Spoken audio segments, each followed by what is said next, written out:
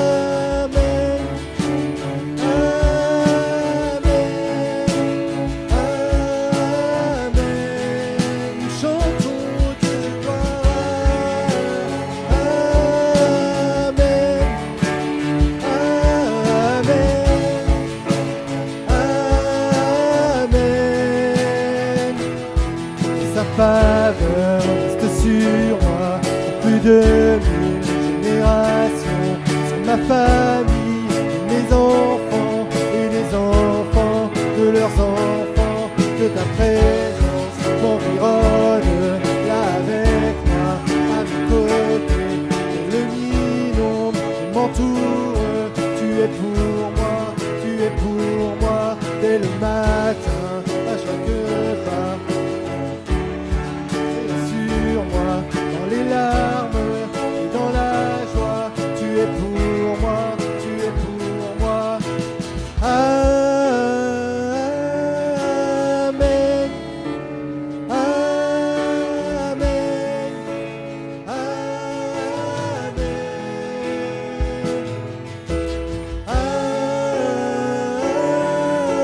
Amen, Amen. Amen, nous chantons. Amen, Amen, Amen, Amen,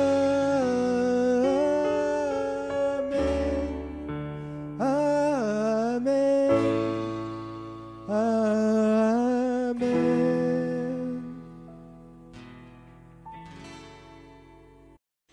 Alors, bonjour à toutes, bonjour à tous. Vous n'êtes pas là devant moi, mais je sais que vous êtes quand même devant moi bientôt.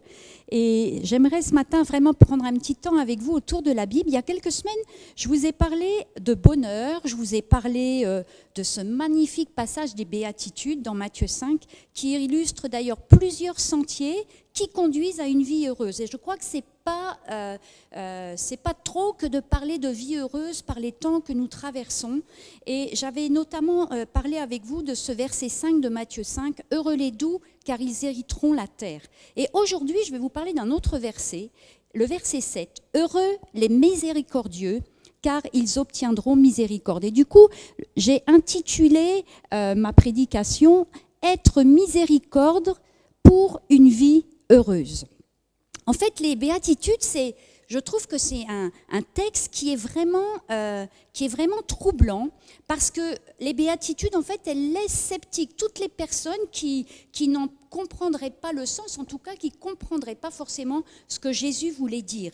Et plus on les découvre, et plus on a l'impression qu'elles s'opposent vraiment au monde d'aujourd'hui, mais en même temps, plus on les étudie, et plus on a le sentiment qu'elles ne sont pas seulement des informations du temps passé, mais qu'elles sont vraiment des informations pour le temps présent et particulièrement pour chaque personne qui veut être un disciple de Jésus. Alors au risque de me répéter, moi je trouve que ces béatitudes, elles ont vraiment pour objectif de préparer à ce texte de Matthieu 28, verset 19, où Jésus dit « Allez, faites de toutes les nations des disciples, les baptisant au nom du Père, du Fils et du Saint-Esprit, et enseignez-leur à observer tout ce que je vous ai prescrit. Et voici, je serai avec vous tous les jours jusqu'à la fin du monde. » Et je crois que ce sont vraiment ces mêmes paroles que Jésus m'adresse à moi et qu'il vous adresse à vous aussi aujourd'hui,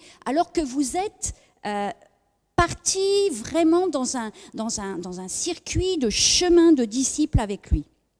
Jésus, il nous voit et en même temps, il voit que parfois, on ne comprend pas tout à fait complètement ce que ça signifie, ce royaume de Jésus, et comment ce royaume que Jésus trace à travers les béatitudes, nous conduise au bonheur. Et comprendre les règles de ce royaume, c'est primordial et c'est central, et je crois que Jésus a vraiment voulu que chacun d'entre nous, nous puissions les comprendre. Jésus, quelque part, il veut que nous puissions non seulement entendre ces versets des béatitudes, mais aussi les expérimenter et les expérimenter dans notre vie personnelle pour à notre tour attirer et toucher les foules que lui-même en fait, voulait aussi toucher à l'époque. Et les foules, je l'ai déjà dit, les foules, elles sont toujours là. Il y en a une foule immense à Dieppe et il y a une foule immense dans ce monde qui a besoin encore et encore, non seulement d'entendre parler de Jésus, mais de voir des disciples qui vivent à l'exemple de Jésus. Et tout ce qu'on a entendu parler de Jésus, nous montre toujours à nouveau que nous ne parviendrons pas à suivre ce que Jésus nous montre comme chemin sans le Saint-Esprit, sans l'aide du Père, sans l'aide du Fils et sans l'aide du Saint-Esprit. Et c'est bien comme ça que démarrent les béatitudes. Dans Matthieu 6, 33, il est aussi dit « Heureux ceux qui cherchent premièrement le royaume de Dieu et sa justice, parce que toutes ces choses vous seront données par-dessus. » Et nous voulons chercher le royaume de Dieu et sa justice. Et ici, là au verset 7, Jésus nous dit « Heureux les miséricordieux, car ils obtiendront miséricorde. » Ou alors encore, on pourrait dire « Heureux ceux qui font preuve de bonté, car on aura de la bonté pour eux. » Mais de quoi est-ce que Jésus nous parle? C'est quoi cette miséricorde, cette bonté? D'où elle vient? Qu'est-ce qu'elle implique? Et on voit ici que Matthieu 5, verset 7, fait écho finalement à ce texte qui a été écrit par David, le verset 5 du psaume 112. David dit « Heureux l'homme qui exerce la miséricorde. » Et miséricorde, en hébreu, c'est sheked. Et ça signifie se montrer bon, aimer profondément. Et il y a évidence ici que Jésus, lorsqu'il dit « Heureux les miséricordieux », il dit en même temps que être miséricordieux, c'est quelque chose qui est possible. Alors vous pouvez être miséricorde. Waouh! Vous savez, parfois, même moi, je me dis, ce mot miséricorde, il englobe tellement de choses et quand je le mets en parallèle avec Jésus, je me dis, mais est-ce que je suis vraiment miséricorde? Comment c'est possible? Et là encore, c'est David qui nous donne une réponse dans le psaume 103 et au verset 5. C'est lui qui te couronne de bonté et de miséricorde. David est en train de dire, la miséricorde, c'est Dieu qui te la donne. Et plus que te la donner, il te couronne de cette miséricorde parce que tu es héritier de celui qui est miséricorde. Cette miséricorde, on est d'accord, hein, c'est l'amour de l'Éternel. Elle s'accompagne profondément de l'amour de Dieu. Elle en est une conséquence. Et on voit dans la Bible que le mot miséricorde, il est utilisé 115 fois dans l'Ancien Testament et il est utilisé aussi 40 fois dans le Nouveau Testament. Et en constatant cela, je me suis posé cette question. Combien de fois dans ce monde du 21e siècle rencontrons-nous ce mot miséricorde? Combien de fois dans ma vie personnelle je manifeste cette miséricorde? C'est comme si ce mot, il avait un peu perdu de son sens, comme si il était un petit peu tombé en désuétude. C'est vrai que c'est difficile d'être miséricorde. Pour moi, c'est difficile. Et je pense que pour beaucoup d'entre vous qui écoutez ce matin, c'est certainement aussi difficile. Pourquoi c'est difficile? Parce qu'elle m'engage, parce qu'elle m'implique et quelque part c'est tellement contraire à ce que nous voyons dans ce monde et c'est tellement contraire au monde des ténèbres qui agit profondément dans le monde dans lequel nous vivons. Mais on doit être miséricordieux parce que Dieu lui-même est miséricorde. Et on voit dans la Bible qu'il y a beaucoup de versets qui parlent de la miséricorde de Dieu. Alors je ne vais pas tous les lire, j'en ai pris un dans l'Ancien Testament et un dans le Nouveau. Deutéronome 4, verset 31. « Car l'Éternel, ton Dieu, est un Dieu de miséricorde qui ne t'abandonnera point et ne te détruira point. Il n'oubliera pas l'alliance de tes pères qu'il leur a jurée. » Et dans Éphésiens 2, 4, « Mais Dieu, qui est riche en miséricorde, à cause du grand amour dont il nous a aimés. » La miséricorde, c'est l'amour de Dieu exercé envers une personne qui est vraiment dans le besoin. Et nous en avons toutes et tous bénéficié. Le verset 4 d'Éphésiens 2 nous parle d'un Dieu qui est riche en miséricorde. Et là, quand on réfléchit au sacrifice de Jésus, on ne peut pas s'empêcher de penser, mais waouh, Dieu, il a été miséricorde à un point extrême. Ça lui a coûté de laisser son fils aller sur la croix. Et pire que ça, Ça lui a coûté de ne pas intervenir alors que son fils était en train de souffrir sur la croix. Parce que Dieu savait quel enjeu il y avait derrière tout cela. Dieu savait que cela avait un enjeu profond et fondamental et crucial et vital pour l'éternité, pour moi et pour toi. On ne peut être miséricorde seulement parce que nous avons bénéficié et parce que nous bénéficions encore aujourd'hui de la miséricorde de Dieu. Luc chapitre 1, verset 76, la deuxième partie du verset 76, c'est le cantique prophétique de Zacharie à la naissance de Jean-Baptiste. Voilà ce qu'il dit. « Car tu marcheras devant la face du Seigneur pour préparer ses voies, Jean-Baptiste, afin de donner à son peuple la connaissance du salut par le pardon de ses péchés, grâce aux entrailles de la miséricorde de notre Dieu, en vertu de laquelle le soleil levant nous a visités d'en haut pour éclairer ceux qui sont assis dans les ténèbres et dans l'ombre de la mort, pour diriger nos pas dans le chemin de la paix. » N'êtes-vous pas d'accord que nous avons vraiment profondément bénéficié de tout cela? Et ça devrait nous permettre de le manifester envers tous ceux qui nous entourent et qui ont profondément besoin de vivre cette miséricorde de l'autre. Et on voit dans ces versets que la miséricorde, c'est quelque chose qui va éclairer, alors que les gens que nous croisons sont dans les ténèbres. Vous savez, ce qui transcende notre bonheur, parce qu'il est question de vie heureuse ici, c'est vraiment la miséricorde que Dieu a envers nous.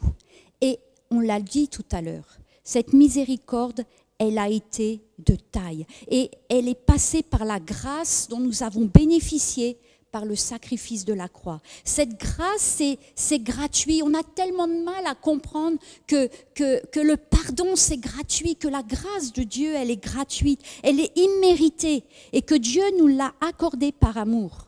Elle a ôté cette grâce, le péché, et pas seulement le péché, elle a aussi ôté la culpabilité qui était attachée au péché. Le mot grâce, charis en grec, ça se rapporte vraiment à ça, au péché en tant que culpabilité. Alors que le mot miséricorde, ça se dit éléos en grec, ça se rapporte toujours à la souffrance, à la misère, à la détresse qui a résulté du péché. Et le fruit de la grâce dont j'ai bénéficié, dont nous avons bénéficié, c'est le pardon qui purifie et qui restaure. Et le fruit de la miséricorde, c'est le soulagement qui apporte soutien et guérison. Dans 1 Pierre, chapitre 2, versets 3 à 4, nous lisons « Si vous avez goûté que le Seigneur est bon ». Et j'ai envie de nous poser cette question. Je me la suis posée et je vous la pose ce matin. Avez-vous goûté que le Seigneur est bon? Avez-vous goûté? Billy Graham, il dit, si nous n'avons aucune miséricorde envers les autres, c'est la preuve que nous n'avons pas expérimenté la miséricorde de Dieu. C'est profond. La miséricorde de Dieu, lorsque nous la réalisons profondément et qu'on réalise qu'on ne méritait rien pour la mériter, alors on ne peut pas s'empêcher de dire « Le Seigneur est bon et je veux être miséricorde pour celui qui a besoin de miséricorde. » Dieu a besoin d'hommes, de femmes qui font preuve de miséricorde. Jésus, quand on lit les évangiles, on voit qu'il était toujours, et on le relit toujours à nouveau, Jésus était ému de compassion. En grec, le mot compassion, ça se traduit par miséricorde. Et quand il est dit que Jésus était ému de compassion, en fait, il est dit qu'il a eu miséricorde. Et notre monde a besoin de toi. Notre monde a besoin de moi, de femmes, d'hommes qui se sont engagés et qui sont disciples de Jésus, qui ont goûté et qui ont touché l'amour de Jésus. Et qui, du coup, ont un cœur qui devient miséricorde et compassion. Vous savez, dans ce que Jésus dit dans Matthieu 5, verset 7, « Heureux les miséricordieux, car ils obtiendront miséricorde », il y a vraiment une dimension vraiment très très forte de bénédiction, de vie heureuse qui est rendu possible par un principe de semence et de récolte. Et ça, on le trouve très fréquemment dans l'Évangile. Tu récoltes ce que tu sèmes. Et là, ce verset 7 nous dit, si tu sèmes la miséricorde, tu obtiendras la miséricorde et tu seras heureux. On doit être miséricorde à cause de ce principe. C'est quelque chose qui commence par moi. C'est une décision, c'est quelque chose que je choisis. Je choisis d'être miséricorde. C'est ce que je dois démontrer en premier, en dehors de tout mérite. Et là, c'est là où ça fait mal. Parce qu'on ne fonctionne pas comme ça. On n'a pas envie d'être toujours miséricorde avec celui qui ne l'est pas avec nous. Et là, ça fait mal, bien évidemment, mais il y a un principe. Jésus a été miséricorde. Alors peut-être vous dites, oui, mais c'était Jésus. Aucun d'entre nous ne peut mettre en face le fait que nous ne serions pas miséricorde, de justifier en disant, oui, mais c'était Jésus. Parce que quand Jésus était sur terre, il était comme moi, il était comme toi, il était humain, il était homme, il était dans toute la nature humaine et il éprouvait les mêmes sentiments que nous-mêmes nous pourrions éprouver. Il n'était pas Dieu, il était fils de Dieu, mais homme sur terre. Alors nous ne pouvons pas nous justifier ainsi en disant que nous ne serions pas miséricorde. La miséricorde que je vais témoigner, que tu vas témoigner à ton prochain, elle va réjouir le cœur du Père. Et c'est ce que nous lisons dans Matthieu 9, verset 3. Je prends plaisir à la miséricorde. Je prends plaisir à celui qui est miséricordieux. Et ça va amener le bonheur. Dieu, lorsqu'il prend plaisir, il y a une bénédiction qui s'accompagne ce pourquoi il prend plaisir. Et lorsque nous le manifestons, nous ne pouvons pas ne pas être bénis par notre Père. Alors bien sûr, être miséricordieux, vous l'avez bien compris, ça sous-entend qu'il y a forcément quelqu'un qui va bénéficier. Ça sous-entend qu'il y a forcément un prochain. Et quand on parle de miséricorde, quand on parle de prochain, on ne peut pas s'empêcher, en tout cas moi je n'ai pas pu m'empêcher, de penser à ce texte qui se trouve dans Luc chapitre 10 et que nous allons lire ensemble et qui est la parabole du bon samaritain. Alors on va lire le chapitre 10, verset 25 jusqu'au verset 37. Il répondit, un docteur de la loi se leva et dit à Jésus pour l'éprouver, « Maître, que dois-je faire pour hériter la vie éternelle ?» Jésus lui dit, « Qu'est-il écrit dans la loi ? Qui lis-tu » Il répondit, « Tu aimeras le Seigneur ton Dieu de tout ton cœur, de toute ton âme, de toute ta force et de toute ta pensée, et ton prochain comme toi-même. » « Tu as bien répondu, lui dit Jésus, fais cela et tu vivras. » Mais lui, voulant se justifier, dit à Jésus, « Et qui est mon prochain ?» Jésus reprit la parole et dit, « Un homme descendait de Jérusalem à Jéricho. Il tomba au milieu des brigands qui le dépouillèrent, le chargèrent de coups et s'en allèrent, le laissant à demi-mort. Un sacrificateur qui fortuitement descendait par le même chemin, ayant vu cet homme, passa outre.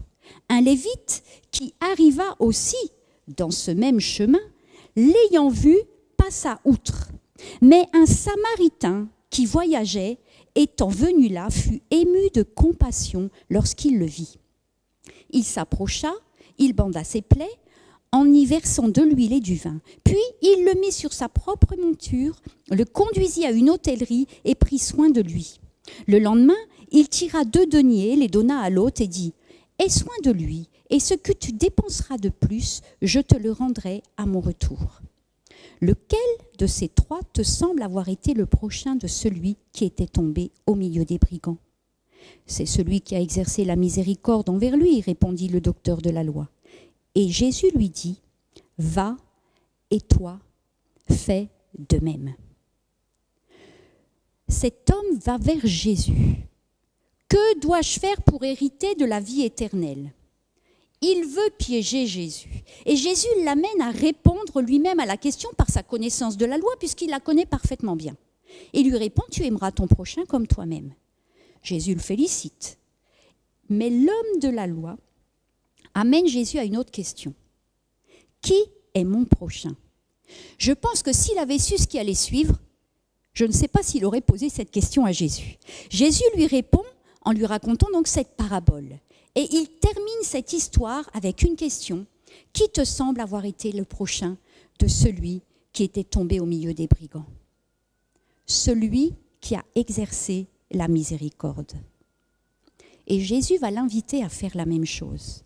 Et ce qu'on voit ici dans ce texte, c'est que Jésus va mettre l'accent sur le soi-même. Et là, la question, elle n'est plus de savoir qui est le prochain. Mais la question, elle est de savoir si tu es un prochain miséricordieux pour celui qui est dans le besoin. Parce que la loi dit, et il l'a bien dit cet homme, la loi dit, tu aimeras ton prochain comme toi-même. Et ce passage des béatitudes où Jésus nous invite à manifester la miséricorde, Dieu nous demande si nous sommes prêts à être des prochains miséricordieux, comme dans cette histoire du bon samaritain. Et même plus que cela, il nous rappelle ce qui doit nous motiver par un effet miroir de ce texte de Matthieu 7, verset 12. « Tout ce que vous voulez que les hommes fassent pour vous, faites-le de même pour eux, car c'est la loi et les prophètes. » Est-ce que vous souhaitez qu'on soit miséricordieux avec vous ? Là, je ne vous entends pas forcément, mais je peux imaginer que personne dirait « Moi non, ça m'est complètement égal, je n'ai pas forcément envie qu'on soit miséricordieux avec vous, avec moi. » Bien sûr, tout le monde veut qu'on soit miséricordieux avec lui, avec elle. Alors, soyez miséricorde si vous le souhaitez pour vous-même. Jésus, il est en train de dire qu'on a tout ce qu'il faut pour être miséricordieux. Il y en a que peut-être ce matin qui se disent « Non, non, moi j'ai le sentiment que je n'ai pas ce qu'il faut pour être miséricordieux. Je n'y arrive pas. » Et là, je vais vous inviter à regarder un instant de plus près le Samaritain. Le Samaritain, c'est un homme qui est exclu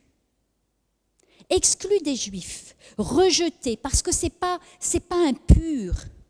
Il est mal aimé. Mais ce Samaritain, il sait ce qu'il possède.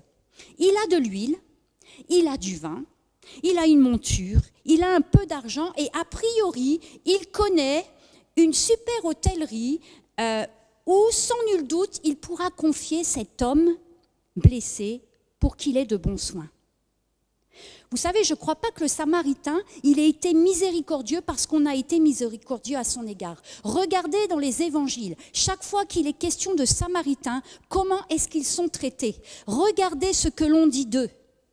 Et vous allez comprendre que vraisemblablement et certainement ce Samaritain n'a pas été miséricordieux parce qu'on a été miséricordieux avec lui.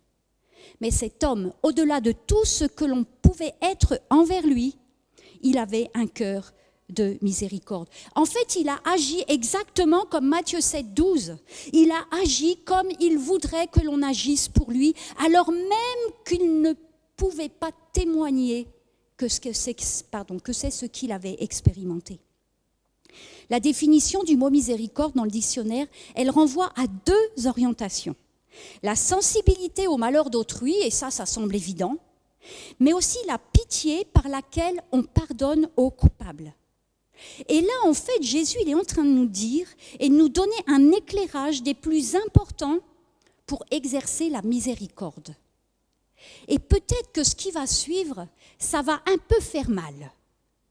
Exercer la miséricorde, ça implique de vouloir agir pour l'autre comme on voudrait qu'on agisse pour nous. Jusque-là, tout va bien.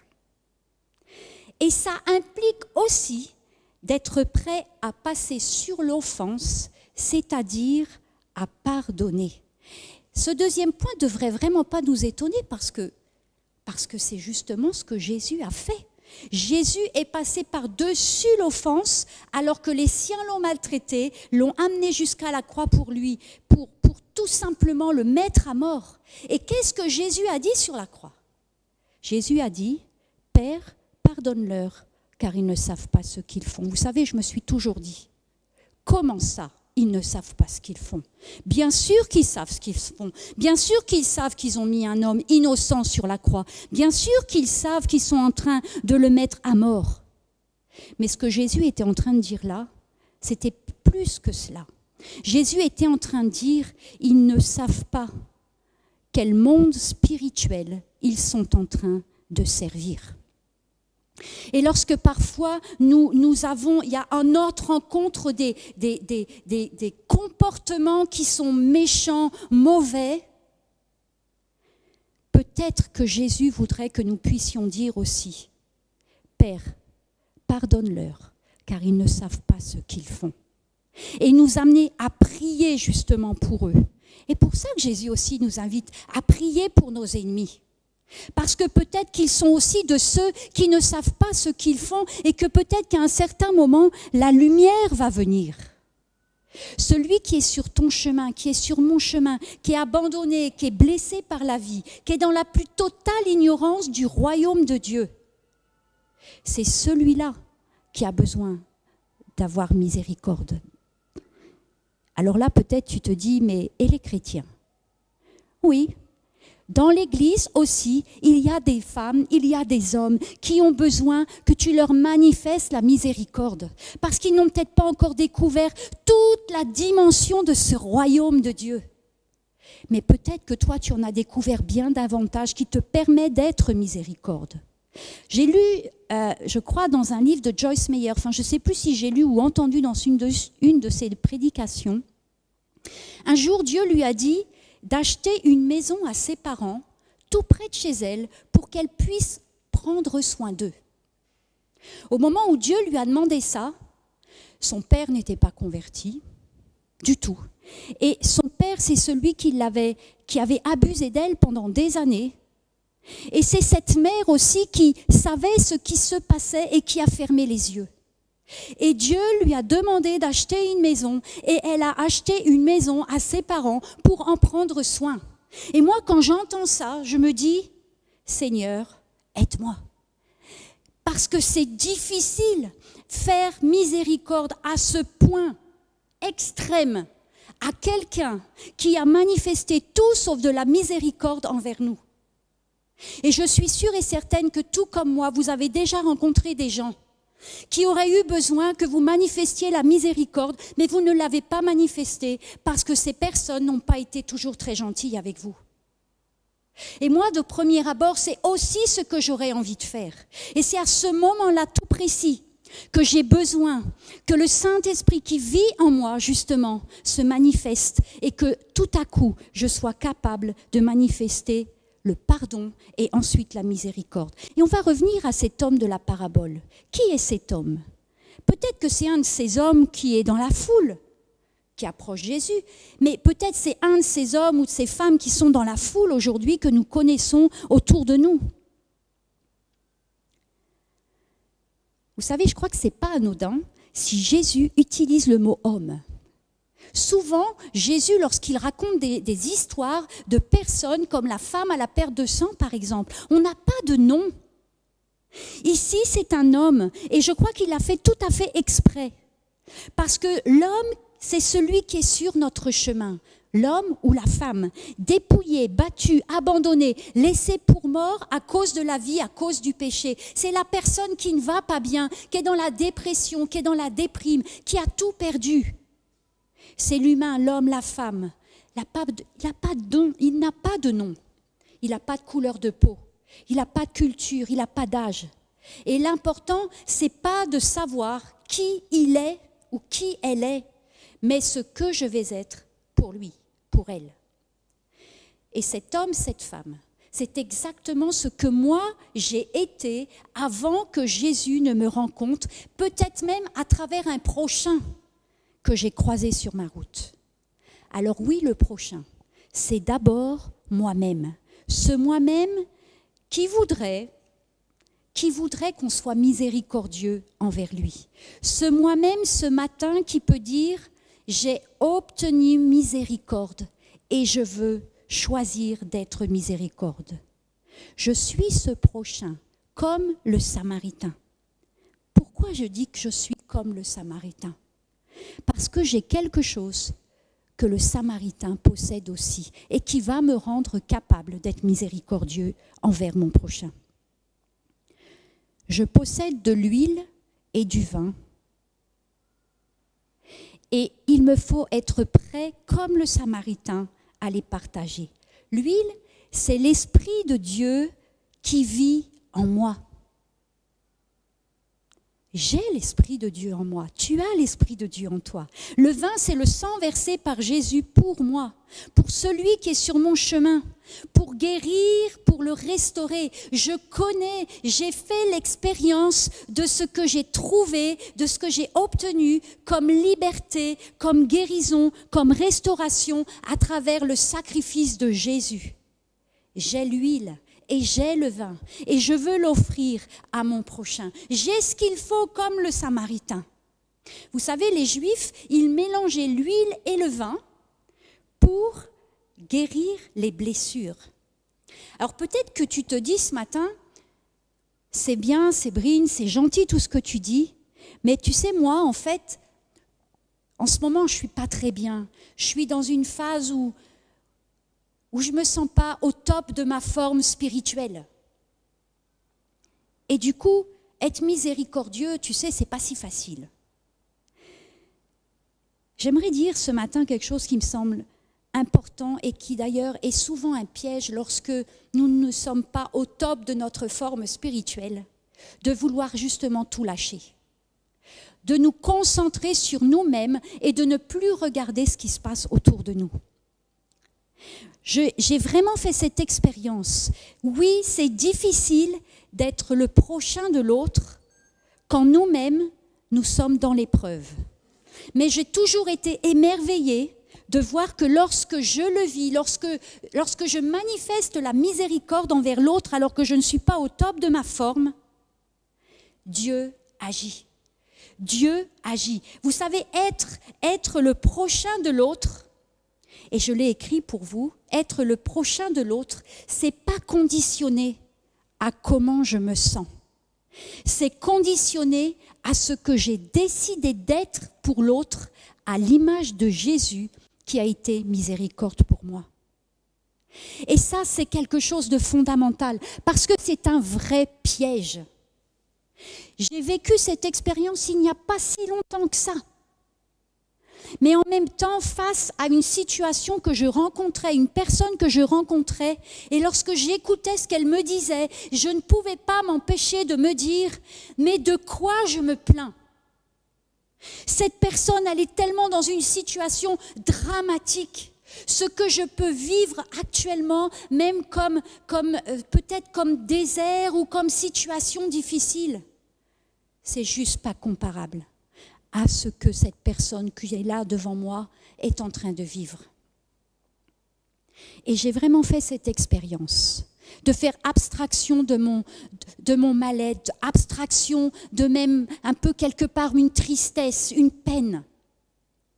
Et on a discuté, on a parlé. Et ce que j'ai vu, vous savez, lorsqu'il est dit dans Matthieu 5,7, « Heureux les miséricordieux ». Lorsque j'ai vu le visage de cette personne s'illuminer, se réjouir, sourire, trouver l'espérance, trouver l'espoir, commencer à se dire « oui, c'est possible », ça m'a rendue heureuse dans mon cœur. J'étais réjouie à l'intérieur de moi-même que Dieu, en plus, m'ait utilisée alors que j'étais dans une période où justement, j'étais vraiment pas au top. J'aimerais te dire ce matin, vraiment, être le prochain de l'autre, ça ne dépend pas de comment tu te sens. Et justement, si tu ne te sens pas très bien, sois miséricordieux et tu vas voir comment le Saint-Esprit va venir te réjouir, te rendre heureux et te bénir. Le Samaritain a été miséricordieux. Et ce matin, j'aimerais prier pour vous, pour que le Seigneur vous renouvelle peut-être, parce que certains peut-être ont été miséricordieux et à cause de différentes circonstances, peut-être vous avez fermé la porte à cela. Peut-être vous vous êtes dit, puisque c'est ça, c'est fini. Moi, je m'occupe de ma vie et je ne m'occupe plus des autres. Peut-être parce que vous n'avez pas obtenu miséricorde pour vous-même. Ou peut-être certains n'ont jamais réalisé que Jésus nous demandait d'être miséricordieux. Peut-être vous n'avez jamais réalisé à quel point cette miséricorde que Dieu a eue envers vous est tellement incroyable que cela vous encourage à manifester aussi la miséricorde. Seigneur, je te prie pour chacun d'entre nous ce matin. Je crois que toutes et tous, nous pouvons dire que nous ne sommes pas suffisamment miséricordieux. Je ne pourrais pas prétendre que je suis toujours miséricordieuse, que je réponds toujours par la miséricorde à tout ce que je vois et où parfois il me semble quand même bien que ton Saint-Esprit me dit « Parle, dis quelque chose, encourage, manifeste une parole d'encouragement. » Parce que peut-être je n'ai pas le temps.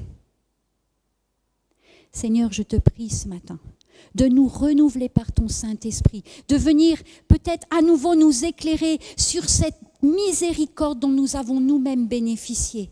Rappelle-nous toutes les fois où, oui, nous avons goûté combien tu es bon. Seigneur, je te prie pour tous ceux qui peut-être sont en souffrance, ceux qui se sont dit « je ne le serai plus jamais ». Je te prie, Seigneur, qu'ils puissent venir juste vers toi et s'humilier devant toi et reprendre leur route et décider d'être à nouveau miséricorde. Et je veux vraiment bénir chacune de mes sœurs, chacun de mes frères en ton nom. Amen. Et je vous souhaite de rencontrer dans cette semaine qui vient au moins une situation où vous allez pouvoir manifester la miséricorde. Et vous pouvez même demander au Seigneur, s'il te plaît Seigneur, donne-moi l'opportunité cette semaine d'être miséricordieux, même si c'est pour une toute petite chose. Vous êtes prêts à ce défi, à relever ce défi-là? Alors ça va être top. Et je vous souhaite une excellente semaine. Amen.